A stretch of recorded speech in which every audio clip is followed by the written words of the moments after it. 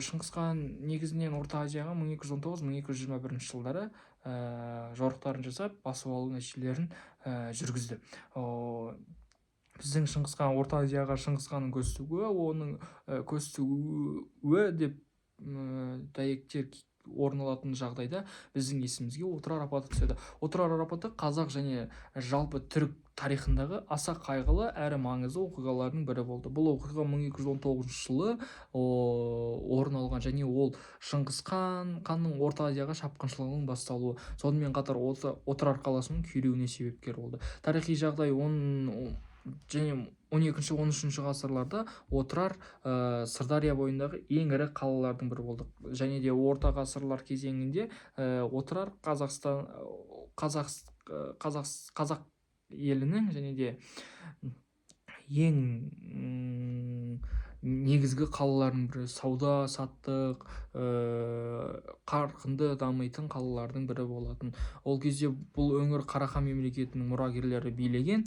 13 ғасырдың басында отырар Хорезм Шах Махмудтың қолының астында болды. Сөйтіп оқиғаның басталуы 1218 жылы Шыңғыс хан Хорезм Шах Махмудке сауда және бейбіт қатынас орнату мақсатының құрамында елші жібереді.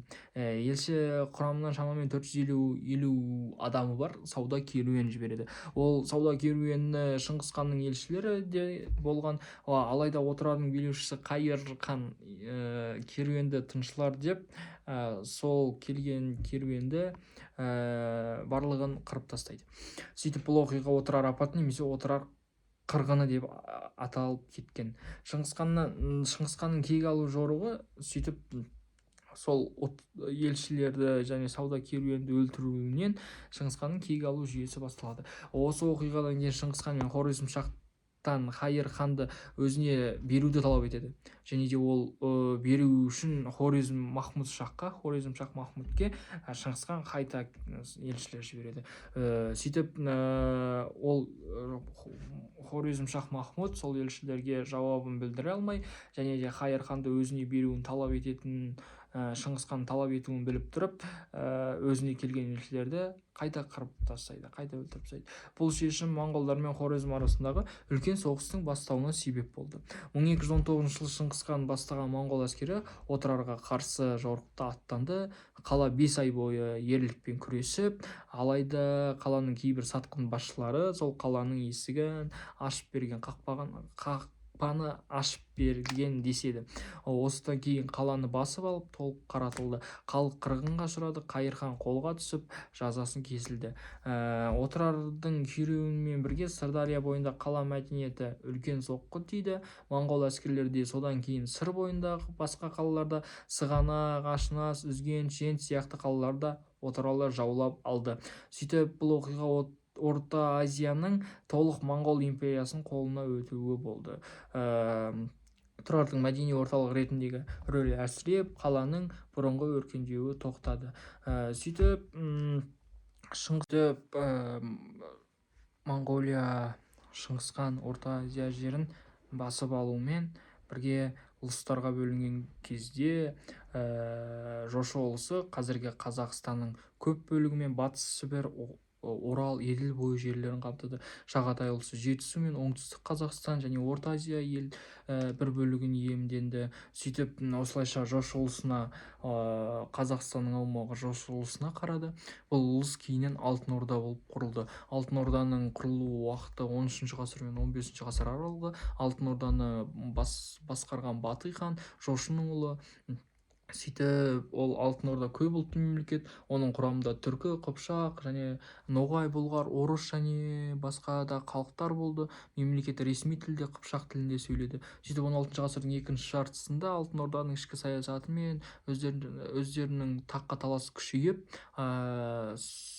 осыдан кейін қазақ жерінің шығыс бөлігінде дербес Ақ Орда мемлекеті құрылады. Алтын Ордадан Ақ Орда бөлініп шығады. Ақ Орданың өмір сүру уақыты 14 ғасыр мен 15 ғасыр аралығы. Бұл Жошының шығыс бөлігі, Ақ Орда Жошының шығыс бөлігі деп аталатын. Яғни қазіргі орталық және оңтүстік Қазақстан аумағында орналасқан. Сөйтіп Ақ Орда қазақ халқының мемлекетінің негізгі тікелей бастауы деп аталады. Сөйтіп оның халқы негізінен қазақ руларын тайпаларынан тұрды. сөйтіп ақ ордадан кейін бізде әбілқайыр хандығы құрылады. Әбілқайыр хандығының құрамының ішінде таза қазақтар өмір сүрді.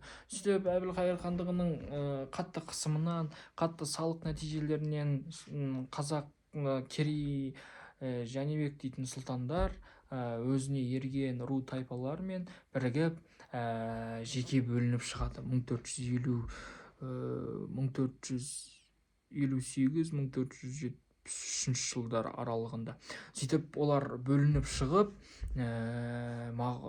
шу және қозыбасы дейтін өңірлерге барып қоныстанады. Сол уақытта шу және қозыбасы өңірлерінде Моғолстан ханы Есенбұғаның билігінде еді. Сөйтіп Есенбұға керей мен жәнібек сұлтанды жылы қарсы алып, оларға жер ұсынады. Жер ұсынып, сөйтіп сол жерде таза 1465 жылы қазақ хандығы құрылады.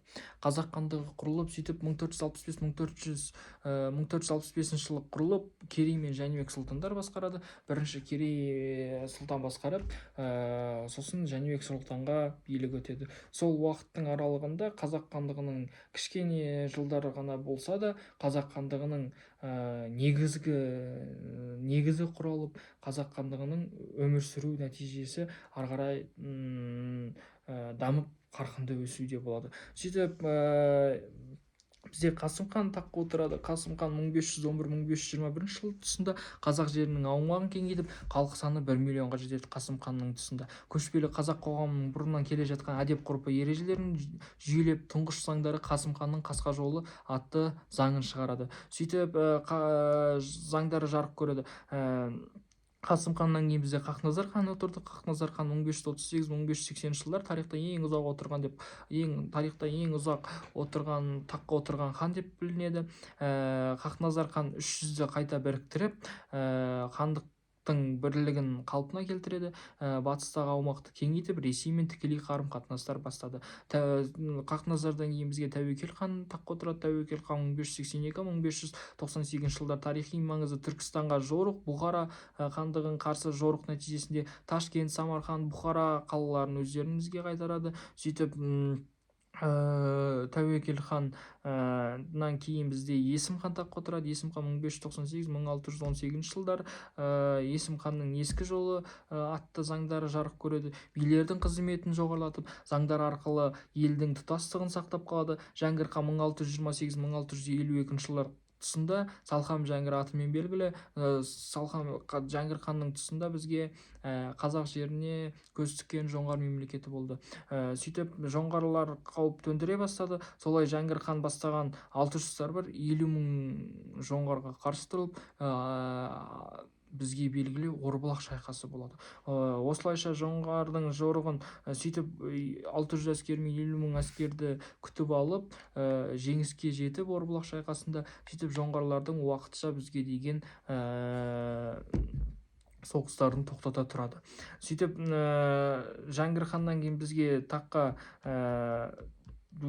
Тәуке хан отырады. Тәуке хан 1680-1718 жылдар жеті жарғы заңын шығарады. Жеті жарғы заңын толықтырып, жаңа заңдар жаңағын шығарады. Қазақ хандығының ішкі саясаты жоғарғы деңгейге жетті. 300-дің басын біріктіріп, қазақ халқының мәдениетін және ішкі саясатын жоғарғы деңгейге жеткізеді.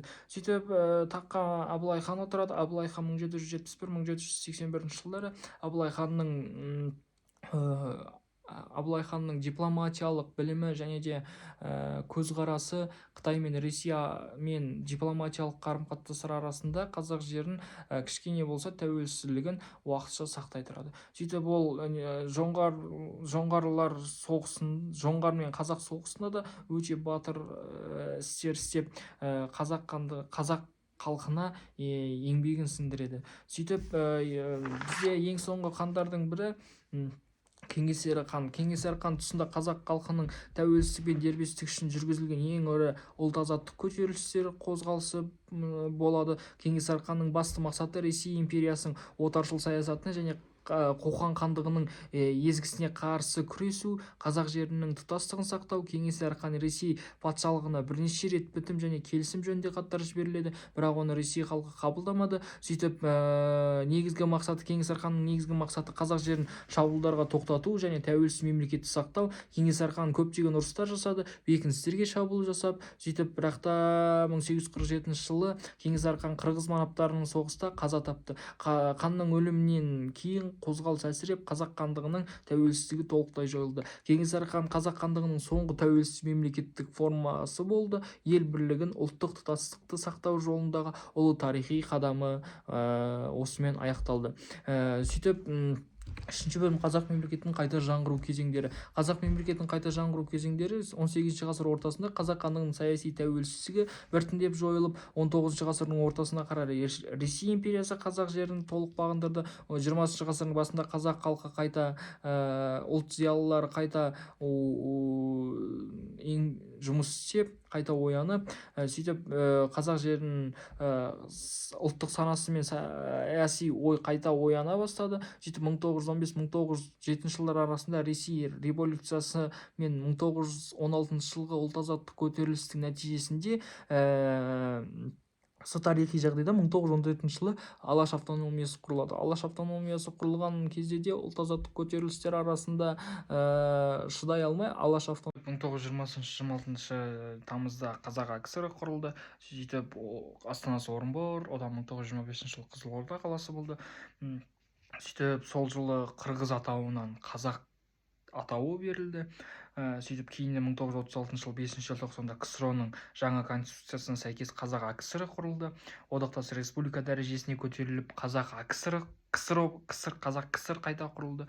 Солайша қазақ ханның құлауынан кейін 3 ғасырдан кейінгі өткен соң қазақ халқының мемлекеттілік кеңестік формада қайта жаңғырды. Бұл үрдіс кейін тәуелсіз Қазақстан Республикасының тарихының алғы шарттары болды. Сөйтіп КСРО-ның ыдырау себептері. 20 ғасырдың соңында азаматтық тарихындағы ең бір мемлекеттердің бірі Кеңес социалистік республикалық одағы КСРО және өзінің өмір сүруін тоқтатты. Бұның себептері 1980 жылдардағы Кеңес одағының терең экономикалық және саяси әлеуметтік дағдарысқа ұшырады. Жоспарлы экономика тоқырауы, сөз бостандығы мен демократияның болмауы, ұлттық республика арасындағы теңсіздік, ауған соғысы 1979-1989 жылдары әскери шығынның артуы, 1986 жылы желтоқсан көтерілісі сияқты оқиғалар орталық Азия саясатқа наразылықпен күшейтті. Сөйтіп 1981 жылы билікке келген Михаил Горбачев бастаған қайта құру жариялық саясаты өзгерістері енгізу тырысқанмен керісінше одақтың ыдырауына жеделдеді. Кеңес одағының ыдырауы 1991 жылы тамыз айында Мәскеуде болған тамыз бүлігі КСРО-ның соңғы күйреуін тездетті. Сол жылы көптеген одақтас республикалар өздерінің тәуелсіздігін жариялай бастады. 1991 8 желтоқсанда Ресей, Украина, Беларусь басшылары Белыж келісіміне қол қойып КСРО-ның өмір сүруін тоқтатты. Сөйтіп Қазақстанның Кеңес одағының құрамынан ең соңғы республика ретінде тәуелсіздігін жариялады. Бұған дейінгі бірқатар маңызды қадамдар жасалды. 1990 жылы 25 қазанда Қазақ КСР-ның мемлекеттік егемендік туралы декларация қабылданды. 1991 желтоқсанда Қазақстанның алғаш рет жалпы халықтық президент сайлауы өтті. Елбасы болып Нұрсұлтан Назарбаев сайланды. Сөйтіп 1991 жылы 16 желтоқсанда Қазақстан тәуелсіздігінің конституциялық заңына қол қойылды. Осы күні Қазақстан тәуелсіздік күні болып бекітілді. Сөйтіп Қазақстан тәуелсіздікке қол жеткізді.